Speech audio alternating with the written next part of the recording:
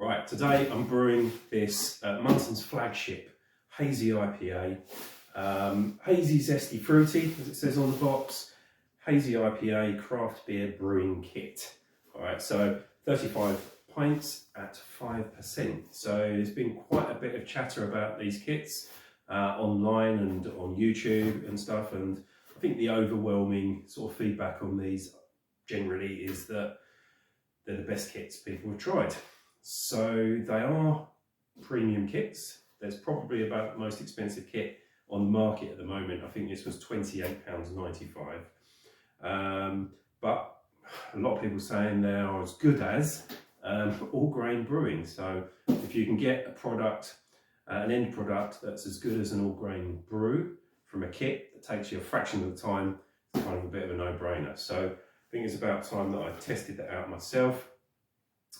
So yeah, this one seems to be the most popular of the range. There are several others, American Pale Ale, American Amber Ale and a Milk Stout, which is not good for me because I am lactose intolerant, so I don't have lactose in it. So anyway, West Coast IPA, I think it's the weakest in terms of alcohol in the range as well, 5%. Some of them are a bit sort of bum-clenchingly strong, 7%, something like that. So this is a bit more in my sort of ABV range, or where I like my beers. So yeah, I thought it was a good place to start.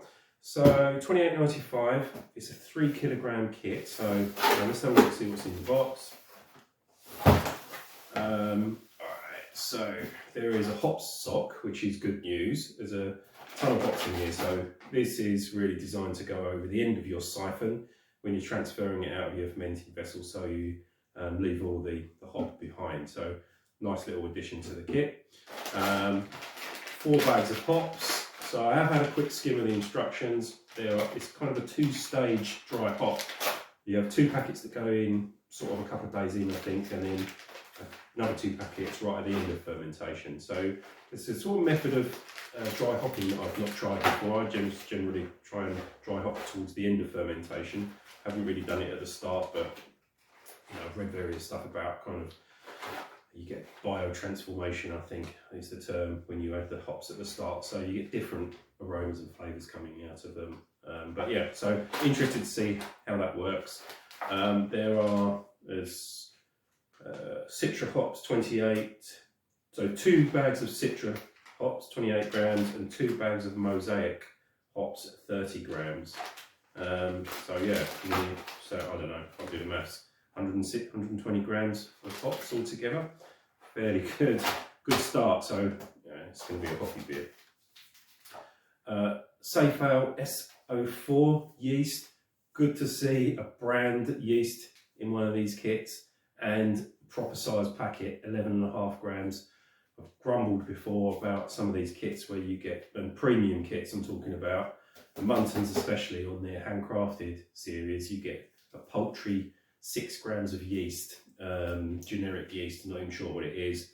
So it's nice to see that they've listened to feedback and they have put a decent size yeast in these boxes.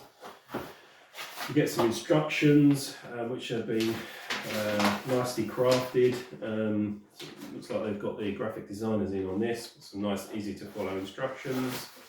And in the box, you get 2 cans of malt. So this is a hazy IPA. Comes with a English style yeast. So it's not the yeast that's going to make it hazy. Something in these cans. It's probably got some wheat malt or something in the extract that's going to give it a haze. So that's it really. It's going to be pretty straightforward brewing process. I'm going to warm these up, chuck them in my fermenter with a few litres of boiling hot water, top it up with cold water. The only other thing I'm going to be adding to this kit is Harris Pure Brew, which I add to all my kits, just a water treatment, because I use tap water, which is fine with kits. But I would, if you're going to use tap water, I would highly recommend Harris Pure Brew, which is a water treatment. So it gets rid of the chlorine, and yeah, it's a bit of a yeast nutrient in it as well to help it get started quickly. So yeah, that's the only other thing I'm going to be adding to the kit. It's probably going to be a 2-week fermentation, I'm assuming, with this sort of yeast. Yeah, I'm just going to follow the hop schedule for dry hopping. So yeah, nice and easy. And if we get the result that people have been telling us about and saying that it's as good as an all-grain brew, then happy days. I'm going to be doing this one a lot. So, all right, I'll get this one underway. Probably won't be doing a too detailed sort of brew day instructional type thing. I might do a few quick shots, but yeah, chuck it on and see you back in I don't know, 4 weeks time for a tasting. All right, so let's get brewing. So step one, I've just got the cans standing in some boiling water or some hot water just to soften up the malt. Makes it a lot easier to pour out of the cans if you've stood it into water first of all. So while I wait for that, it'll take about 5 minutes, I guess, in there. I'm just going to sterilise my fermentation bucket, get that all ready, and then just tip the malt into there. Right, that's the 2 cans of malt extract added to the bucket, along with 2 kettlefuls of boiling hot water. Make sure you give it a good mix and get all the extract off the bottom of the fermenting vessel, and it's all nicely mixed in. Don't leave any of your malt behind in the cans. Give them a rinse out with boiling hot water. If you just add like a couple of inches of hot water into there, put the lid back on for a minute or two, you'll get absolutely crystal clear cans. So make sure you get every last bit of goodness out of those cans. Give them a good rinse and get that in as well. I've just added my Harris Pure Brew into here as well, which is made up of a tablet which you crush and put in, and a teaspoon of yeast nutrient which goes in there as well. So again, the water here where I live is very hard. It's chlorinated out of the tap, but if I use the Harris Pure Brew, I don't have any problems with it. I don't particularly like the waste from bottled water, so this works absolutely perfect for me. All right, I'm just going to top this up now with cold water to the 20 litre mark, and that's it. Okay, so that's topped up to 20 litres with cold water. I've given it a good stir, dropped the water in from a height, so sort of aerate the wort, which will help get the yeast started. I've opened the yeast with some sterilised scissors, so I'm literally just going to sprinkle this on, give it a stir, and then put the lid on.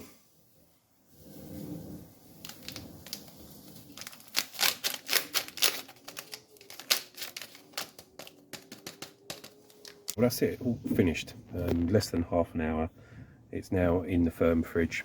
It's set to 19 degrees. Hopefully fermentation should kick off. Well, tonight, maybe by the morning. It should be bubbling away by the morning. And then I think the first lot of hops go in on day 1, so maybe sometime tomorrow. I'll chuck those in as well. It's really simple so far. Okay, so here we go. Here's the finished result. This is the Muntons Hazy IPA from the Flagship range. There's no bottle because I ended up putting this in the King keg. It's ended up with a nice sort of spritzy carbonation from the King keg, which I really like, and I think it quite suits this style of beer. So I'm glad I did chuck it in the keg rather than bottle it. It's got a nice creamy head. There's not much carbonation you can speak of, but it has got that sort of spritzy carbonation when you take a sip, which is nice. So as you can see, it is a nice sort of golden colour, and it's definitely hazy, that's for sure.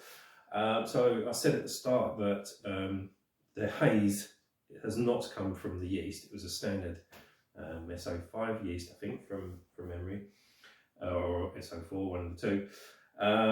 So it hasn't come from that. It's come from something that was in those tins, more likely wheat malt. So I'll speak about more of that in a moment. But let's talk about what it smells like at the moment. There's a ton of hops went in this. I think it was 110 or 120 grams in total, Citra and Mosaic. So some went in at the start during active fermentation, and then there was a second dry hop at the end of fermentation. So kind of 50-50 split of those two hops at different intervals during the fermentation. So I mean, I can smell it from here. I mean, it's pungent, that's for sure. Classic sort of aromas you'd expect from Citra and Mosaic. There's a lot of tropical fruit, citrus, all of those kind of things you'd expect from what it said on the box. Hoppy, citrus, fruity, I think was the 3 words on the box from memory. It certainly is that. I mean, it is very hoppy. There's a strong sort of tropical notes, more sort of mango, those sort of fruits. I had a pint about a week ago, and it smelled quite strongly of kind of summer berries. You know, those sort of bags of frozen berries you get in the supermarket, raspberries, black currants, red currants, that kind of stuff, strawberries. Really smelled like that, but that sort of aroma's diminished a little bit, and now there's a more sort of rounded tropical citrus sort of aroma coming from it.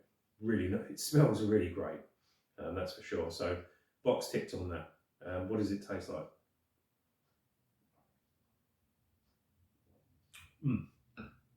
Okay, so very, very smooth, which I believe is probably because of the wheat malt that's been added to those cans. So it's given that sort of lovely, soft, silky mouthfeel that you get when you add wheat malt to these sort of kits. I've done that in other videos actually, where I've added wheat malt, and then, you know, I've had the same sort of result as what we've got here, where you combine kind of the normal malt with wheat malt. So that's why it's hazy. That's why it's got that mouthfeel, very soft mouthfeel, but there's quite a sort of a bitter after finish to this. So it's kind of soft and silky, then it's bitter on the finish, which I guess makes you want to go back for more. I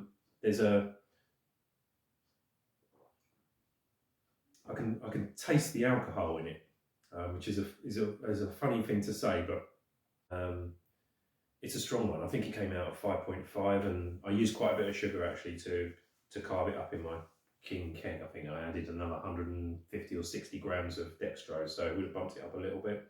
So in my opinion, it's not really a session beer as such, although it's very drinkable. But you don't kind of, well, personally, I wouldn't need many to get me half cup. So I don't know. Is it the best kit beer I've ever had? I'm not sure about that. I mean, it's a really good beer. I don't know if it really lives up to all the hype around it. I'm not sure it's particularly well balanced to me. It's very, very hoppy. There's a bitter aftertaste, and I'm not really sure I like the sort of alcohol taste in it. I don't know. I'm confused. I'm confused about this beer. The sort of the soft mouthfeel you get from the wheat, and the bitterness at the end is kind of feels like there's a bit of a clash there to me. I don't know. I'm a bit confused about it, but it's a good beer nonetheless, and I'm glad I brewed it. I don't know if I'd bother brewing it again, particularly based on its kind of price point. I think it was £28.95, something like that. So getting on for 30 quid for this kit. I don't know. I probably wouldn't bother doing it again. I've had equally as good, if not better, results by using a pale ale kit and using wheat malt as the additional fermentables and dry hopping with a hop of my choice. That would probably be my go-to if I ever wanted to brew this style of beer again. But, you know, it's a good beer. I wouldn't say it's the best beer I've tasted from a kit. That's only my personal opinion. But anyway, I'm going to enjoy the rest that's in my keg and kick back with a few on this evening, Friday. So, you know, cheers everyone.